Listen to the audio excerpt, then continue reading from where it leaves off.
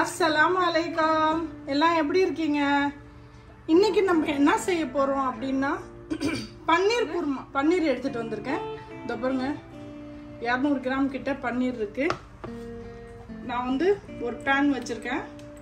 அதுல கொஞ்சமா நம்ம எண்ணெயோ நெய்யோ பட்டரோ எது வேணுமோ அதை நம்ம போட்டுக்கலாம். நான் ஆனா இப்ப எண்ணெய் போட்டிருக்கேன்.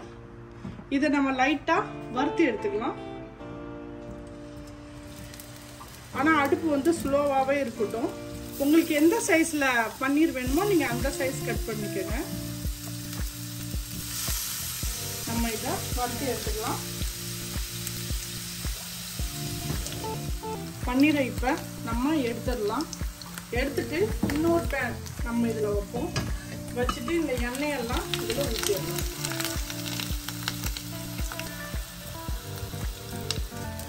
இது இப்படியே இருக்கட்டும்.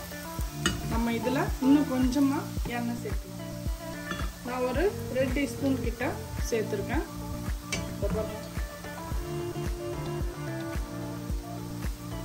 ஒரே ஒரு வெங்காயம் நான் வந்து அரைச்சி வச்சிருக்கேன்.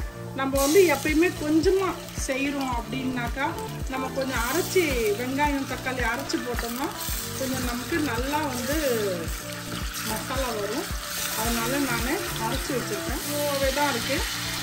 இந்த மிளகா வந்து காரம் கிடையாது. நான் 3 மிளகா போடுவேன். இந்த குருமாக்கு தேவையான சால்ட் போட்டுக்கலாம்.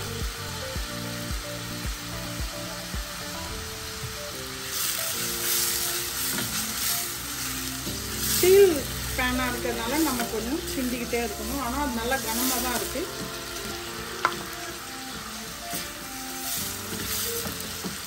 வெங்காயம் நல்லா ஆயிடுச்சு. நம்ம வந்து 1 ஸ்பூன் இஞ்சி பூண்டு பேஸ்ட் போட்டுக்கலாம்.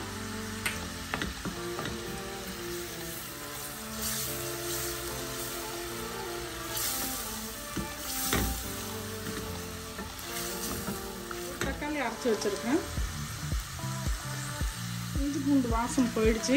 நம்ம வந்து மிளகாய் தூள் 1/2 spoon, garam masala 1/2 spoon, 1 spoon தனியா தூள், 1/4 ஸ்பூன், ஒரு பட்டையில நமக்கு ரொம்ப வாசனை வேண்டாம் கரம் மசாலா போடுறதுனால. அதனால ஏலக்காய்லாம் எதுவும் போடுவேங்க. வெறும் பட்டை மட்டும் சும்மா அது ஒரு மாதிரி வாசனை அடிக்கும்.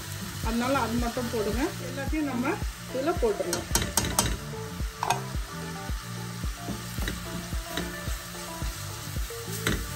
எண்ணெயில் மிளகாய் தூள் கொஞ்சம் வறுந்துச்சுன்னா ஆணம் வந்து மேலே எண்ணெய் அந்த ரெட் கலர்ல வெளியாகும்.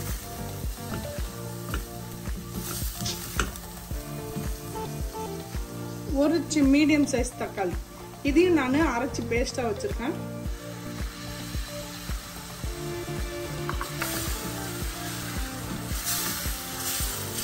இதை போட்டுட்டு நம்ம என்ன செய்வோம், மூடி வச்சிருவோம். ஒரு 5 நிமிஷம் ஸ்லோலியா அடுப்பு இருக்கட்டும். வேவுறதுக்காண்டி நம்ம கொஞ்சமா தண்ணி கொஞ்சம் போட்டுக்கலாம். ஏன்னா மசாலா வந்து கீழே பிடிக்காம இருக்கும். கொஞ்சம் வெந்துச்சுன்னா எண்ணெயும் விடும்.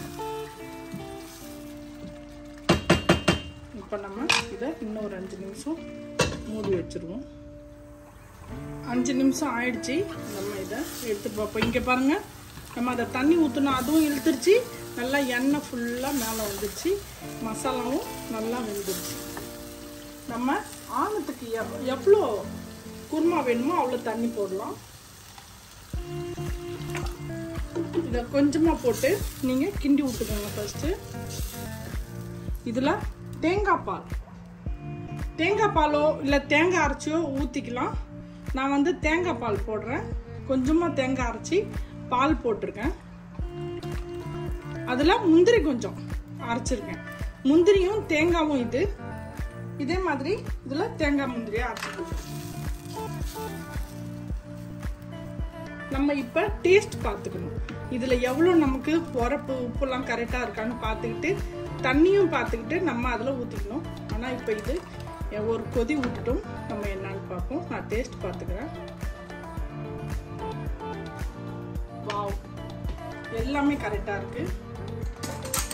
உப்பு, புளிப்பு, உரப்பு எல்லாமே கரெக்டா இருக்கு. ஒரே ஒரு கொதி மட்டும் வரட்டும். குருமா செம்மையா ரெடி ஆயிடுச்சு.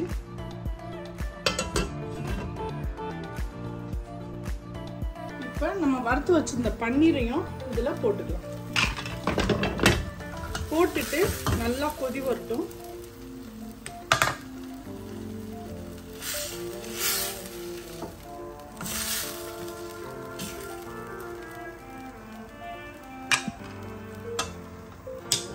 கொஞ்சம் அடுப்பை இப்ப ஃபாஸ்டா ஆக்கிக்கலாம்.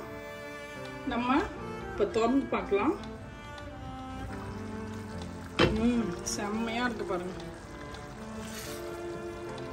பன்னீர் வந்து அது வேக தேவையில்ல, அது நல்லா இருக்கும், அது வெந்துடும். அது நல்லா குருமா. இங்க பாருங்க, கொஞ்சோண்டு கஸ்தூரி மேத்தி,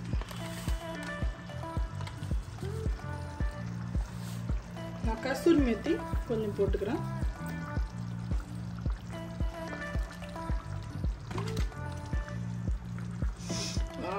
வாசனை செம்மையா தூக்குது. கஸ்தூரி மேத்தி போட்ட உடனே நம்ம வந்து ஒரே ஒரு எக்கு, முட்டை, மஞ்சக்கருவு எடுத்துட்டேன். வெறும் வெள்ளைக்கருவு அடிச்சு வச்சிருக்கேன். இதை வந்து நம்ம மேல இப்படி போட்டுக்கலாம். போட்டு விட்டு ஒரு கிண்டிட்டு